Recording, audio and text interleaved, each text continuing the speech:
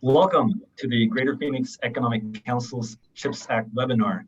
We will be discussing the CHIPS Act funding process and opportunities.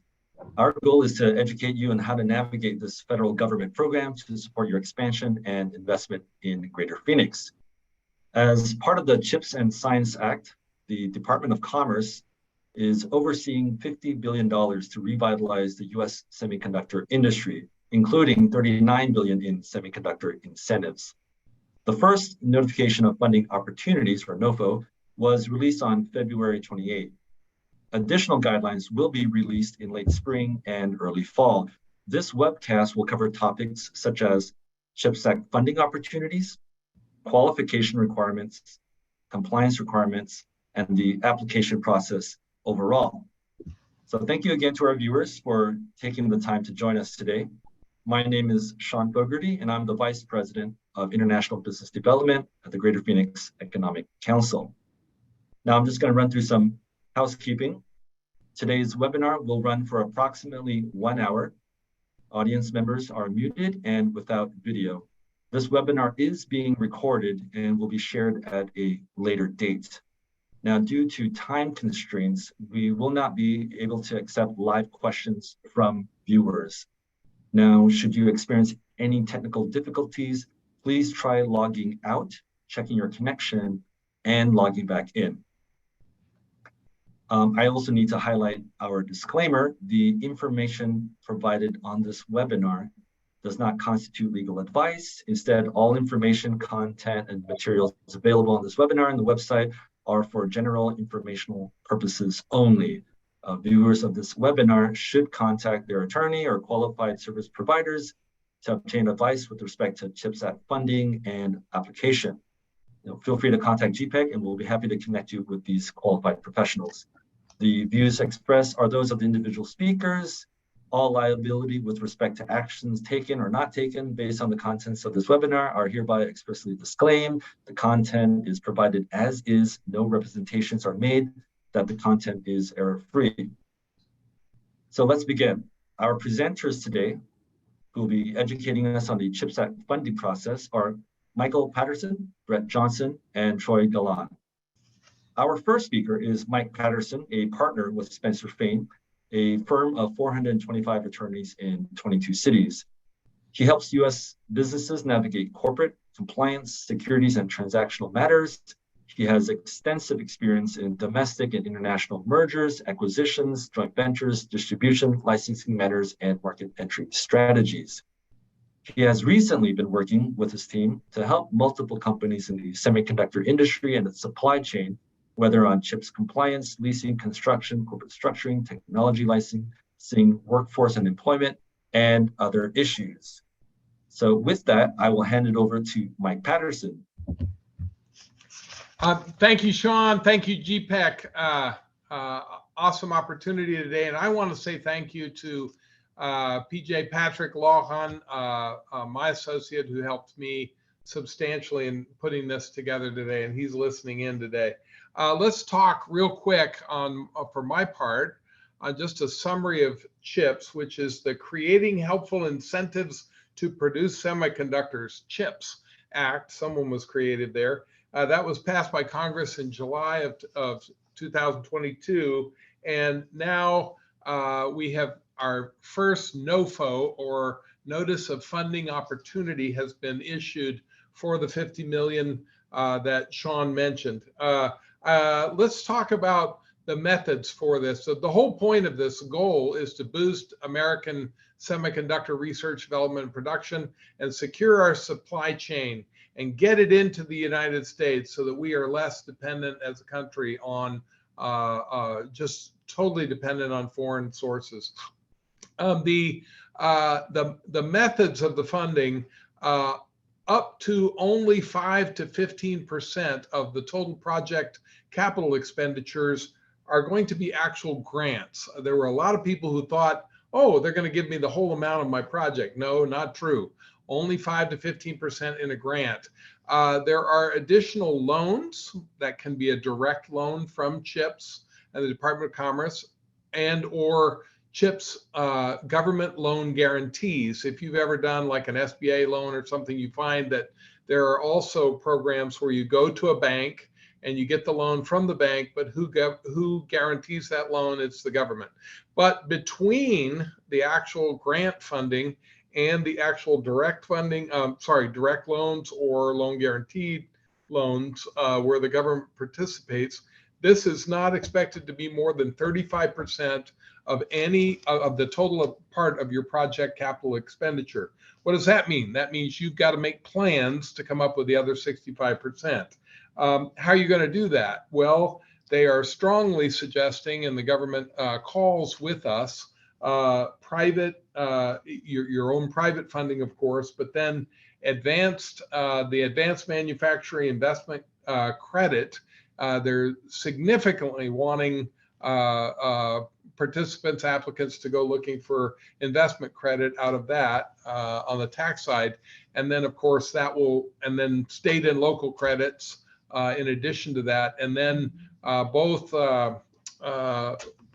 Brett's firm and our firm and many other firms will have functions called tax credit financing, where you have those credits and you can go out to investment companies to actually help with the funding of, now that you have those credits in hand. So you're going to need to do some work to put all that together. Let's talk about eligibility. Next slide. Can I get there? An applicant needs to be either, the slides will catch up here, but keep going. 2 more slides. All right, 2 more, 1 more. There you go. An applicant needs to be either a nonprofit, can be, or a private sector entity, private entity, or a consortium of private sector entities, nonprofit, public, private sector entities working together as a team to pull off this project. Each application will be project-based, but it can be a team. It can be a consortium of companies. You're going to need some help with structuring that correctly so that you can get your tax credits given to the appropriate entities within your group, if you're a group of companies or one parent and some subsidiary companies. Probably more important, that there will be more to come on that as you get to the pre-app and the application phase, which we'll talk about in a bit. Ineligible entities are those that are owned by, controlled by, or subject to the jurisdiction or direction of a foreign entity of concern, which now is a very short list of, which could be expanded, however, of North Korea, China, Russia, and Iran. And what are they meaning by that? Controlled, et cetera. They're going to be looking at control of the applicant directly, if they're publicly owned or controlled, but also access to information of the applicant, and that they, in broad discretion of the government, to determine if this applicant or its affiliates or the foreign control poses a risk to U.S. interests. Okay. One question that comes up, there will be, the government, CHIPS does not want to see us licensing technology out of, for example, out of these entities that are going to be created back into foreign controlled entities from these countries. But a question came up already that's been posed by some folks we were working with. What about licensing inbound technology, from a foreign entity where we have full control over that technology? And I would just say, where there is a relationship, particularly if it's from one of these 4, it will be scrutinized heavily. And I think the interest, and Brett may address this more in detail as well, the interest is protecting our U.S. National interests. We're not putting out $50 billion in this NOFO and another $50 billion in another NOFO so that our technology can leak out and head to other shores, particularly in places where it's very competitive with our semiconductor industry. Next slide. I'm sorry, ineligible interests, yes. Next slide, thank you. Eligibility, this is project-based, and it will involve accomplishing a physical facility change, such as enlarging an existing facility, creating a new facility, increasing the capacity of an existing facility through capital investment, adding a new production line, upgrading existing, such as putting a new node on a new facility. And these facilities must be in the United States. Now, I'll talk about this on another slide as well. If you are a foreign-based company and you're not in one of those four, North Korea, China, Russia, Iran, but you have a relationship with an affiliate relationship here, great. If you don't, I'd encourage you in rapid form, you should consider, there's no specifically requirement in the documents that says you must have an address in this particular cluster. However, I would say to you, in a heartbeat, you can produce that address. You can go to one of the soft landings, either by GPEC or one of its many affiliates, or they can provide you a list of affiliates that can get you into a soft landing. And multiple law firms in a heartbeat could form an entity for you, have a U.S. Tax ID number, an EIN, employer identification number, and have you with the look and the feel of a U.S. subsidiary. So why not do that? I would encourage you to do that. Let's see. You must demonstrate that your CHIPS Act funding is necessary for the project. If you could fund this thing yourself wholly with $200 million and boom, have it going tomorrow, they're going to want to see a justification here as to why the CHIPS was necessary. And of course, they're wanting to take some credit for, they inputted this money in, it was critical funding to get your project going. But there's a lot of documented interest that you must show as well to pursue the project. And again, Brett will be looking at these under 6 factors as well in our next segment. But have you gotten a covered incentive from a state or local jurisdiction? Someone said, we'll give you this much if you'll put that in our city.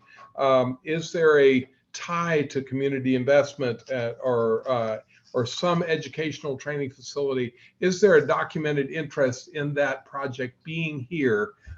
Some of these policies will favor showing that you have that interest. Next slide, please.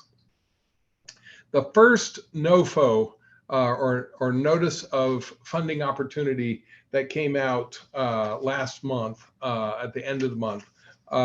This is the only one released so far. We are expecting that there will be additional ones later in the spring for material and equipment manufacturers and research and development projects and suppliers. But for now, this NOFO is limited to semiconductor manufacturers is the key focus. There's 4 types, and I want to talk specifically on the definition of the first one in particular. I want to read it to you. Leading edge facilities, then current generation facilities, then mature node facilities, and then back-end production facilities. You may know which one you are on those, but particularly leading edge, I want to read this because the dates on submissions are different for this one for leading edge. This is facilities that utilize the most advanced front-end fabrication processes and achieve the highest transistor and power performance. For logic, this currently includes facilities that produce semiconductors at high volumes using extreme ultraviolet EUV lithography tools. For memory, this currently includes facilities capable of producing 3D NAND flash chips with 200 layers and above, and or dynamic random access memory DRAM chips with a half pitch of 13 nanometers and below. In contrast, a current generation facility, not a leading edge, is one that produces semiconductors, not leading edge, but up to 28 nanometer process technology, including logic, analog, radio frequency, and mixed signal devices. And of course, mature node is that fabricate generations of logic and analog chips that are not based on FinFET or post-FinFET transistor architectures. Back-end production facilities are facilities for the assembly, testing, and or packaging of semiconductors that have completed the front-end fabrication process. This category includes advanced packaging of semiconductors. And the Department of Commerce is particularly interested in projects that ensure competitive operating costs, i.e. through automation. The second NOFO, late spring again, equipment, materials manufacturing, and the third NOFO we're expecting in the fall would be research and development as well. Let's go to the next slide on steps. Steps, a statement of interest, is a short description of the project responding to specific questions. They have this in an electronic format at the chips.gov website. If you'd like to see a Word version of that, we can get that to you through GPEC. We have it.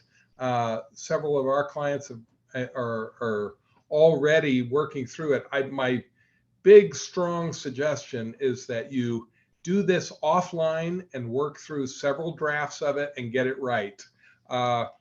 Even though the dates that we're going to look at in just a moment on when you can submit, even if you're not a leading edge a semiconductor manufacturer and you're in the first group that can submit on the very first date, even if that's not you, even if you're not a current generation facility, mature node or back end, maybe you're a materials producer or machinery producer, the government still wants you to send in your statement of interest right now. Why? They're trying to gauge interest. They're trying to find out, for example, in the statement of interest form, they're trying to find out who's out there. They ask you things like, when do you think you will be submitting your application or pre-application? Well, you can only submit an application or pre-application after plus 21 days from when you do your statement of interest. But if you're in the second NOFO or the third NOFO, you might be telling them, I'm going to submit likely in June, or I'm going to likely submit in October, November. You might give them a target date on when you think you might be submitting based upon when they may issue the second or third NOFO. Why do they want to know this? They're trying to figure out staffing for themselves at chips.gov, and they're also trying to figure out the total budget. While they're encouraging people, we're not going to run out of money here. There's going to be enough for everybody. Some comments made, well, Congress hasn't fully allocated that, and so you do not want to be the lagger who's at the end, but they want to see big budget, how much people are asking for, and number of bodies, how many reviewers they're going to need by certain dates to review the applications coming in. A statement of interest is only about 3 or 4 pages long. It has questions about who you are. It's really critical that you already have registered with or you are registering. You want to say yes in their checklist. Have you registered with SAM.gov, the System for Award Management, and gotten your unique entity identifier, UEI number? It is not necessary to upload a statement of interest that you already have that number, but I suggest it's easy to obtain, and why not go ahead and get it now, show you're ahead of the curve. And then there are also some issues they warn in the form that where in normal circumstances, this could be a few days to a week or so to get those numbers or to get the registration. There are some verification and loggerheads where it could take it at least up to 6 months. It has in the past where there've been high volumes, et cetera. So why not do it?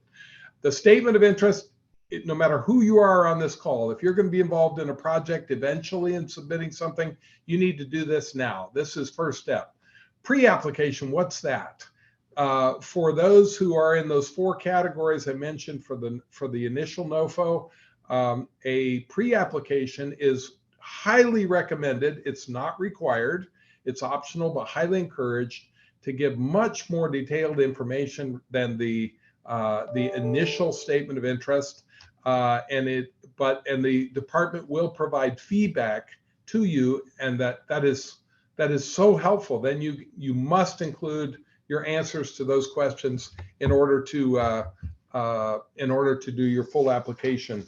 Let's see here. Next slide. That they will get, and then if you do a full application and they like you and they want your application, they like your project and they want to move forward, then the government will produce a preliminary memorandum of terms, term sheet with you, non-binding, showing that they're interested in moving forward with your application. And at that point, you would be working, there'll be due diligence, next slide, and then there'll be an award preparation and issuance. The due diligence will include an environmental review, and very important, last item on the slide there, money will come in tranches. This was another kind of new disclosure in that in the February meeting, that they're going to be tying this to milestones and your tranches and your phases of your project. So not in the statement of interest now, it's not required a full detailed statement of all your milestones, although you may be able to slip it in, but you need to be aware that the government, if you have a project that's 200 million, the government's not going to send you a $200 million check. There's going to be up to 5 to 15% grant, then there'll be loans, there'll be a stack, there'll be tax credit and tax credit financing, and then the money will be tranched out to you bit by bit as you get your project going. Next slide. I'd like to say just these are the key dates. Anybody after February 28th, all of you on this call, if you're going to do a project and be involved in CHIPS Act money, you can submit your statement of interest right now. And so I would say get going. Even if you are a leading edge, you need to get that in as soon as possible, because you can't do a pre-application or a full application for plus 21 days after you do your statement of interest. Even if you qualify for one of these other dates, you can't if you haven't done a statement of interest up front. They require that up front. Then your pre-app for leading edge projects can begin on March 31, and then pre-apps for the other three, current generation, mature node, and backend, can begin on May 1, and then full applications for the last three that we just mentioned. Next slide, please. Your immediate action: prepare and submit your statement of interest. I would ask GPEC for, the form to just start your draft. And I would call one attention in that, I forgot to say, in that document, there's one place where it says something is 100 words is the length of the answer to this question. But there's 3 of them in that statement of interest that say 1,500 characters. And if you use Microsoft Word, down in the lower corner of another software program you use, but down in the lower corner, you can actually track the number of characters you have in your answer. There's one that's the 3 that are 1,500 characters, one that's 500 characters, and one that is 100 words. And then they're asking you, when are you planning for your next submission? And so at this moment, I'd like to turn it over to Brett because he's going to describe the priorities of the 6 priorities that and criteria that they're going to use to help you be successful. Thank you, Mike, for that very insightful presentation. Our next speakers are Brett Johnson and Troy Galan. Brett Johnson is a partner with Snell and Wilmer, where he represents businesses and individuals in government relations matters. His practice includes government regulatory compliance, export and import controls, government contracting, and political law. Troy Galan is an associate with Snell and Wilmer, where he represents publicly and privately held companies, as well as government agencies analyzing international trade and sanctions compliance activity, including risk assessments, due diligence, export licensing, import duties, and potential violations. With that, I'll hand it over to Brett and Troy. Perfect. Thank you, Sean, and thank you, Mike, as always. So now we're going to get into a little bit more of the weeds of what you should be considering as you're putting your application together that Mike so eloquently put together and laid out for you. If I go to the first slide, next slide, please. So here is what Troy and I are going to be covering. We're going to be covering the six criteria, and basically the economic and national security objectives, the commercial viability, financial strength of the applicant, the technical feasibility and readiness, the workforce development, broader impacts that are going to be considered. And I'd like to make sure that we understand is that, and we'll cover it in detail, in a little bit. But the economic and national security objectives, that is going to be given the greatest weight by the Department of Commerce when they're evaluating these projects. Furthermore, because as part of the whole application process, you need to be able to show that you have the local support. And the local support needs to also identify these economic and national security objectives and be highlighting them as part of the greater package. So whenever you're preparing your application, always keeping in mind, am I answering this question? Am I meeting the economic and national security objectives of the United States government? So the rest of the criteria will be receiving equal weight, which means that's basically a juggle. But if you do not properly classify or clarify the first prong, it's going to be very difficult to get your application through on the first try. Again, all of the criteria are important. So with that, I'm going to let Troy go over a couple of these, and then I'm going to come back to you. So Troy, you're up.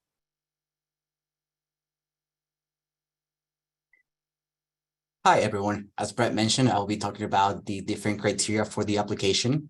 The first one being economic security. This is one of the two most important criteria that will be analyzed in the application.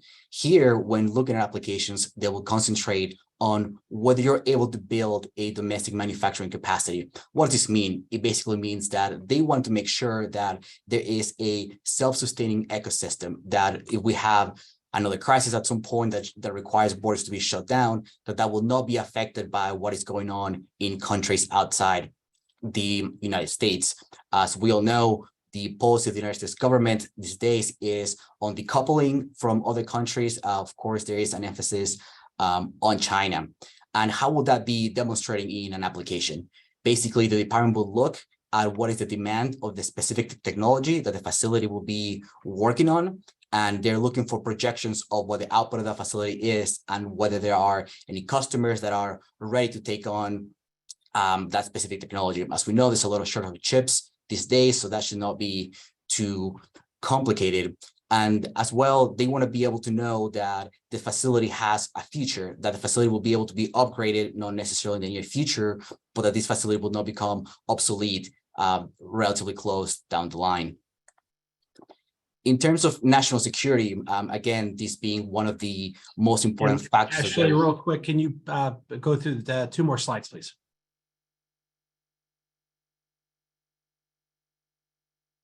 Yes, thank you. Looking at national security objectives, it's very important to note that even though this is its own specific criteria, this will be also sprinkled across all other factors. So as Brett mentioned, we want to look at this as we go through the application. Here, the key question is going to be, how is the specific technology or the specific service that the facility will be providing going to help the US government, and in particularly the Department of Defense, and of course, the intelligence community. Some of the chips that they're kind of looking for specifically involve technology that can be used for automobiles, thinking self-driving cars, airplanes, aerospace, satellites, and of course, anything that can take us to space. Because this is an important aspect, they will be looking at the company's practice, the applicant's practices on how have they guarded this type of technology. The emphasis will be on export controls, and part of your application forward will be making sure that you have a strong, robust compliance program in place to kind of appease any concerns that they may have regarding this. technology being exported illegally abroad. That also relates to IP protections. They want to make sure that all your patents are filed, that your patents are up to date, that there's nothing that will put technology at risk of basically being stolen or taken away outside of the country without the proper requirements. And of course, cybersecurity, they want to make sure that foreign parties are not able to hack one of the computers of the applicants and take the web information that is being manufactured in the United States. And how you address this, you propose a mitigation plan showing your cybersecurity procedures and how you're making sure that if there is a breach, that will not be as bad as it could be otherwise. Again, this relates to what we discussed a minute ago. They want to look at choke points in the supply chain. So if you have a supplier that's in a specific country and that supplier is unable to deliver goods to the United States, how are you going to react and respond if that supplier is not available anymore? Next slide, please. Commercial viability. The main aspect that they're going to want to know is what specific technology are you going to be manufacturing or developing in this facility. I know a lot of applicants will likely have more than one type of chip. As Mike mentioned earlier, there are several that you can apply funding for under this first NOFO. However, they want to know which specific technologies are you seeking funding for and will be manufacturing these facility. As I mentioned before, they want to know your customer base. And importantly, they want to know that is diverse. A lot of applicants are concentrating into the customers that they may have in a specific region or state in the country. You may want to look outside that area and provide other potential customers. And I know that you wouldn't want to make sure it's not ignored from the NOFO is that there is a small possibility that some of these customers may be abroad with an emphasis on U.S. allies. So if you have a customer in a NATO country, that also could be used to meet this diversification requirement as well. In terms of economic resilience, they basically want to see a mitigation plan. As you know, it's a lot of talk about a potential recession coming, and as we know, inevitably at some point, those are part of the economic cycle, and they want to know how this facility is not going to go bankrupt and make it through any times of economic hardship or otherwise as well, as we've seen with supply chain issues. Next slide, please. Financial strength, it's similar to what we discussed. The biggest difference here is that they're going to be looking for very detailed financial metrics. They're looking for professionally made projections. Somebody with a finance degree will have to assist with this as well. As Mike mentioned earlier, the pre-application process is not a requirement necessarily. It's more of an option, but we highly encourage all applicants to submit this pre-application, and in that pre-application to not just brush over some of these financial metrics, but to the extent that they're able to submit a more detailed financial plan with projections that will take that application really to the pile the way we see it. What specific things are they looking for? What is the cash flow of this facility? Where is the money going to be coming from? What is the proposed rate of return for the facility? And the rate of return will be specifically looked at when you're applying for loans. Again, these loans are going to be a little more strict than the loans that we have seen the U.S. government giving out in recent memory. So that's something to keep in mind. And probably one of the most important things to emphasize for this criteria is whether the facility is going to require any future CHIPS funding. And if the answer is yes, that is a negative aspect here. The government wants to give you an award, provide the funding, create a long-term plan, and they don't want to have to come back in and bail out that project to rescue those funds. Again, we encourage everyone to look at the local community and see what they can offer. They're encouraged to look at private third-party funding. Again, as Mike mentioned, these awards are not meant to cover the entire project. They'll cover part of it, so that private third-party funding is extremely important, and that will also show the financial strength of the project. That also goes with support from state and local governments as well. That'll show the government that the project has future and other people have looked into it and have agreed to put a stake into this development of the facility. Next slide, please.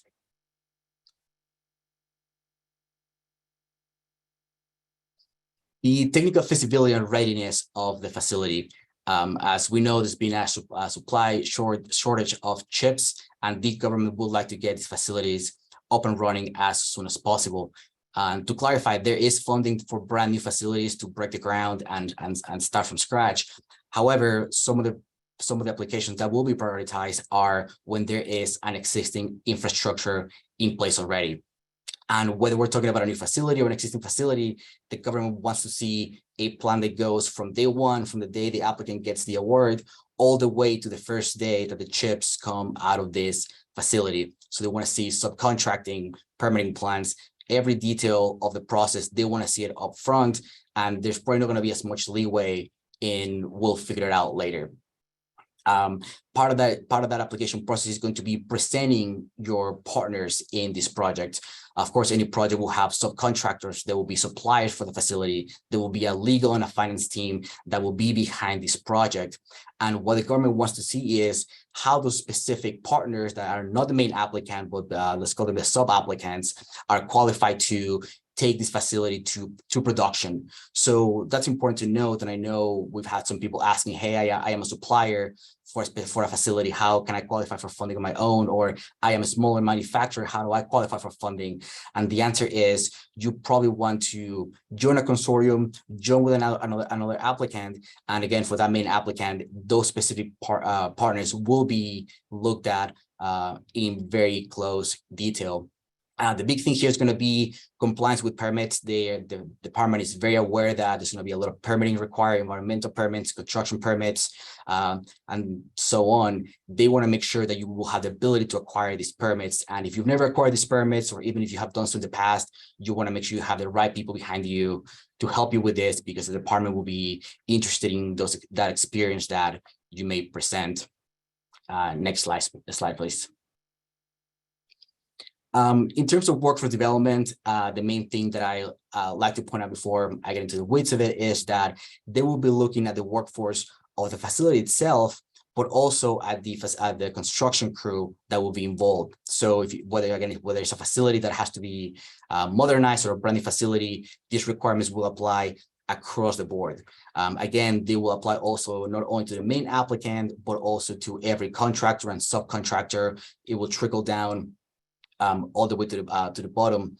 Here we can see, having my terms of my guidelines. This will be done for the recruitment of workers. Again, all the phases, the hiring, and the ultimate management of not only the project itself, but of the facility after it's up and running.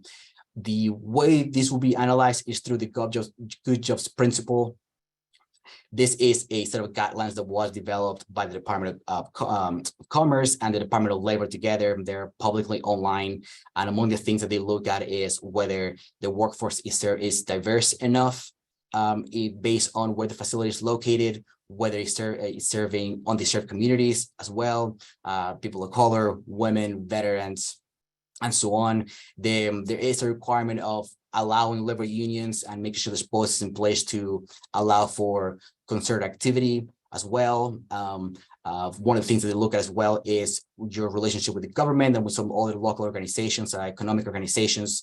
And for example, GPEC is, of course, a great example of that. In terms of the commitment to the workforce as well, I know there's been some questions regarding how colleges and universities can jump into this process, and the answer to that is right here. Applicants want to reach out to universities and colleges of higher education and be able to demonstrate to the Department of Commerce how there will be a workforce in the future that is being educated through partnerships with local communities.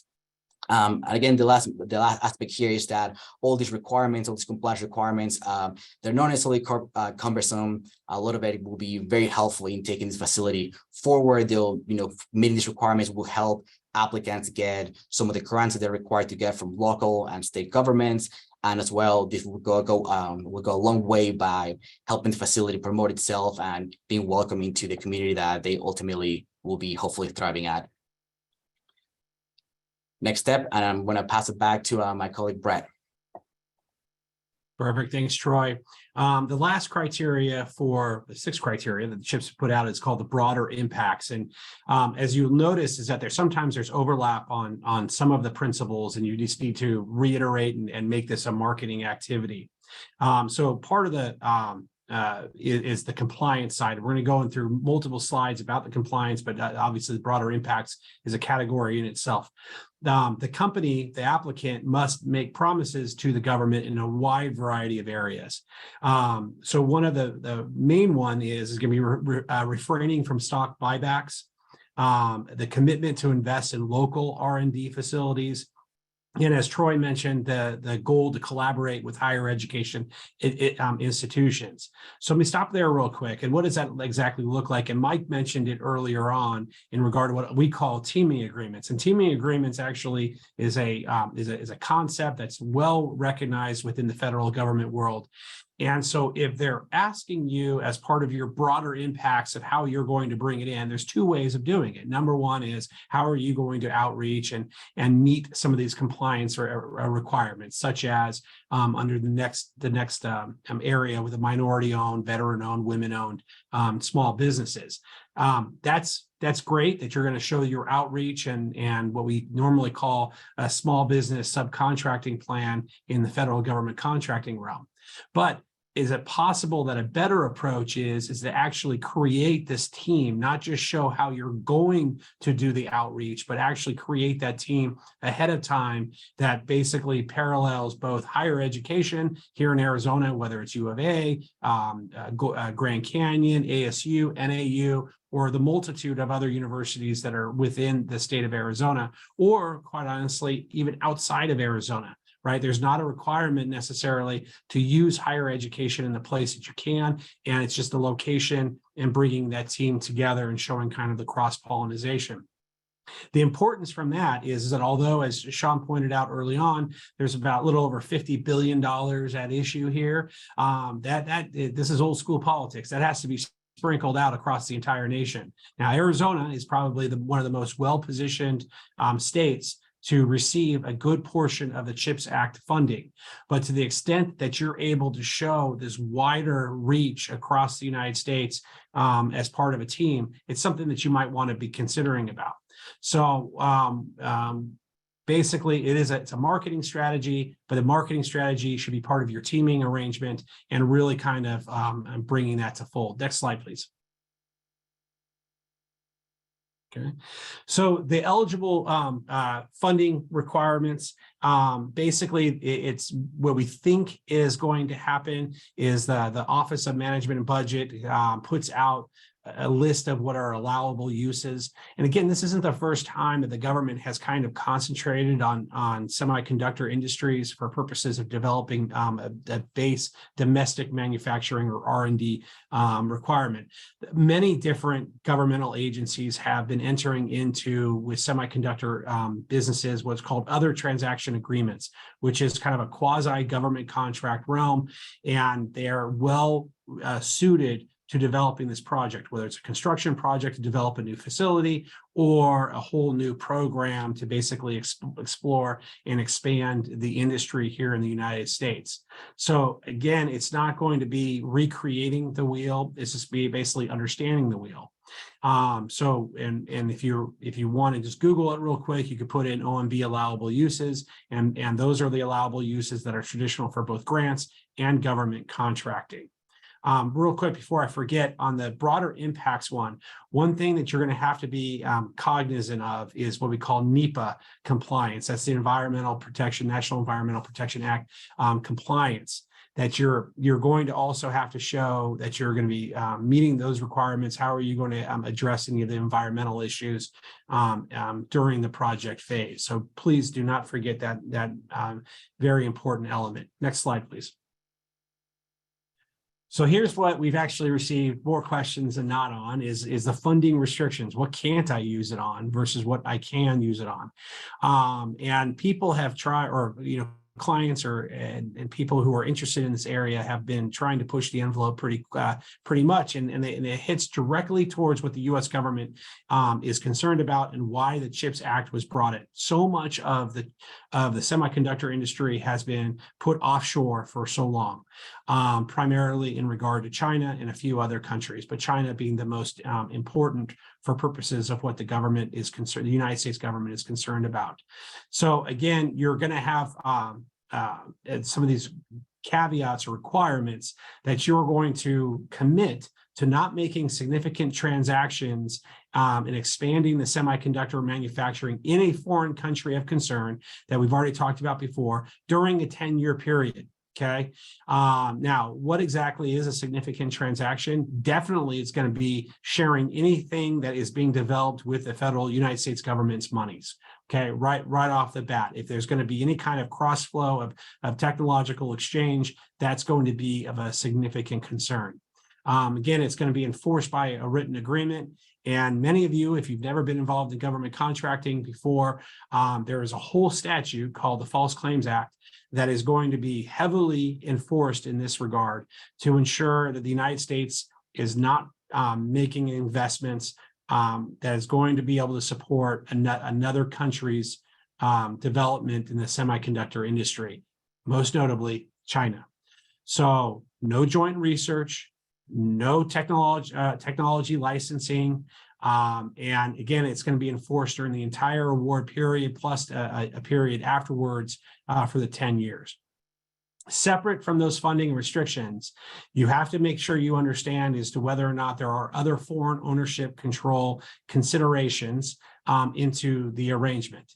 Now, that's especially the case is if you're doing cutting edge technology that is going to lead to possibly contracts with the Department of Defense, the foreign ownership control is not only going to have an impact on your application right now, it is going to be have an impact on your ability to market that to other governmental entities that can then afford the technology after the case. Again, I don't mean to harp on it, but it's something that gets harped on to us quite often for anybody who has attended these programs. And we went on, GPEC led a delegation several months ago back to DC to meet with the Department of Commerce to talk about these regulations and what is going to be coming to the forefront. And one of the major areas was the impact of making sure China is isolated from this program and any technology that is developed.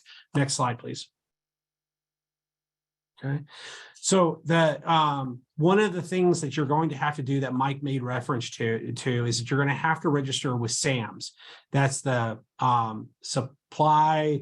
I keep on saying it's a supply administration management system for the U.S. government. And in there, you're going to have to make several certifications as to whether or not you're compliant in a wide range of areas that are more socioeconomic. Are you following employment laws? Do you have any felonies? Other kind of characteristics. As part of that SAMS registration, you're going to have to put in what's called your intermediate parent. So if you have a parent that's right above you, and in addition, you're going to have to talk about who your ultimate parent is. Many folks get that wrong. So it's very important within the SAMS system that you do that correctly. Why is it also important that you fill out the SAMS correctly? It's basically, they're also asking for your financial data so that they can pay you right when your application is approved through the different milestones that are agreed upon via the government. So making sure that you're properly registered within SAMS is going to be very, very important. Again, making sure that the whole message that you can do is the strengthening of national security. So what does that exactly mean? Obviously, there's a commercial element to that. It is basically on bringing back domesticating the manufacturing to ensure that the United States industries do not have the shortages that occurred during COVID and not able to have access to the semiconductor needs. But also, if you are already servicing the national security elements, whether or not that's Department of Energy, Department of Defense, Department of Homeland Security, if you already have those relationships and those contracts, and that you're doing this to basically enhance those types of relationships, that is going to be a positive. Now, regardless of what level, even if you're not directly giving that type of technology to the U.S. government, but you're supporting other companies that are, that's going to be in a very important area for you to highlight. The one thing for sure, and I point out, and I got in trouble a long time ago when I first started in this business, that I said, hey, it's free money. Isn't this great? You're going to need this grant money. The money's not free. There are significant requirements that are going to have to be complied with, not just in regard to the application, but we call these socioeconomic issues that some of the ones that Troy went over. So for sure, export controls? Are we properly classifying the data? Are we getting the licenses that are necessary to be able to share it with a foreign individual or foreign company, including foreign individuals that are here in the United States, possibly studying? It's also important to understand what kind of ethics programs are going to be in place, possibly the Buy American Act, and other requirements for domesticating the monies that are being used here. So it's not going to be a one size fits all application that's going to go in, but you should be cognizant of what those requirements are going to be on the back end, so to ensure that you're not having to play pickup after the application to make sure that everything's put in place. All of this should be considered before the pre-application process, discussed during your pre-application meeting, and then actually laid out very nicely during the application process. One last thing is that I don't think, and this is probably why exactly what Mike was mentioning in the beginning, for the statements of interest, this is a very, very significant program that has a lot of intricacies. And if you've ever dealt with the government before, sometimes they come up with these great programs, but then do not provide the resources, the staffing, and the manning to get it done. So my one recommendation for sure is to try to get the process started. Mike mentioned in the statement of interest done. That should be very easy. Then start the application process, as well as developing those relationships with here in the Arizona Commerce Authority, with GPEC, with the other city and local economic development agencies, in addition with the universities, and ensuring your supply chain is fully well established to be able to make sure your application is 100% complete. Again, I can't harp on it enough. If you're so intertwined with China that you're not going to be willing or able to decouple, which is what President Biden has argued multiple times, then you might want to think whether or not putting this amount of resources into an application is worthy, because they are going to ask questions about your relationship in the countries of interest, most notably China. So with that, I will turn it back over to Sean, and we met our time requirements. Excellent. Thank you, Brett and Troy, for such an insightful presentation. What I'd like to do now is, as we wrap up, I would like to ask Mike and Brett if you have any final remarks for our viewers. And Mike, if you don't mind starting off. Yes, can you hear me okay there? What I would say in closing remarks is, as Brett just said, get your statement of interest moving now. And do several drafts of that before you turn it in. You need to determine who you are as you fit, whether you fit in this NOFO or a future one. And then this is your first submission. Even though it's brief, it has plenty of room for you to tell why you and your project are critical to the whole semiconductor production and supply chain. Are you producing a machine, a tool, a chip, a material in this process that is not currently available in the United States, a technology that is replacing something from those four countries that have that dominance, or right now, are you going to do a volume or a speed which is not currently available? Can others in this chain not function without you? Are you replacing something that only China or Russia produces? You need to set that off in blinking lights in your statement of interest.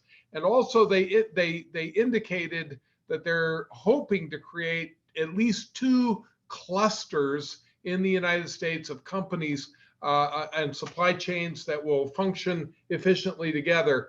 We believe that Arizona is one of those clusters because of the prevalence of semiconductor manufacturers here that are leading edge and supply chain that's coming here. And we would encourage you to think about referring to how you support those clusters and why your thing is so critically important. This is your first shot to get that across. Thank you, Mike. Appreciate that. And Brett? Sure. My last thing is that I appreciate that many companies may want to give this as a collateral duty to somebody. there are going to be so many moving parts that having somebody as a dedicated point of contact through all of the various aspects of what we discussed today, I think is going to be essential. This is, although one person can be the point of contact and obviously have some other shared responsibilities with other people, but having one person responsible for the entire application and being that point of contact is going to, like I said, being essential. And it might be the president of the company, if the president of the company has the time and availability, but it most likely is not going to be the president of the company who can be able to quickly respond to emails or make responses to the Department of Commerce, or, like I said, the Commerce Authority, or one of the other teams that you're going to have to put together. So if you're going to be committed to this, there's a lot of money at stake, and definitely going to have to dedicate the resources to get it done. And then that person's most likely going to have the reporting requirements and everything thereafter for purposes of compliance. Excellent. Thank you so much, Brett. So thank you both. Hopefully, this webinar has sparked an interest among our viewers to learn more about CHIPS Act and how your company can apply for it. As you all know, the Department of Commerce strongly encourages all firms in the semiconductor supply chain to at least submit a statement of interest. And we know that there are going to be a lot of companies that will apply for CHIPS Act, so it's going to be very competitive. And again, we encourage all firms to engage with qualified professionals to assist you with the CHIPS Act funding opportunities and application. I want to very quickly just share my screen and, if possible, show the CHIPS Act website that GPEC has created.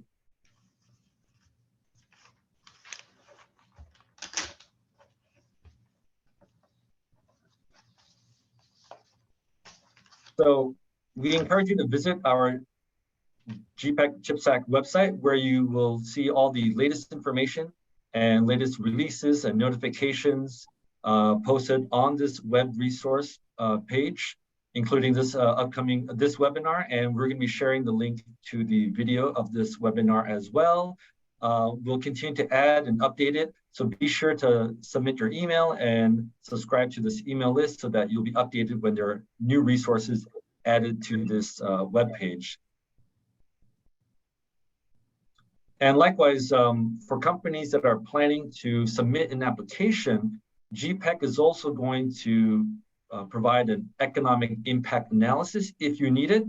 This can help you quantify the direct and indirect jobs impact of your project. So be sure to contact us at GPEC if you have any questions or need more resources or introductions to qualified professionals. Finally, thank you to Mike, Brett, and Troy for sharing your insights on the CHIPS Act funding and application. We appreciate the support from Spencer Fane and Snell and Wilmer. And we'd like to thank all of our viewers for joining us today. We hope you found the discussion informative and valuable. This concludes our program. Thank you.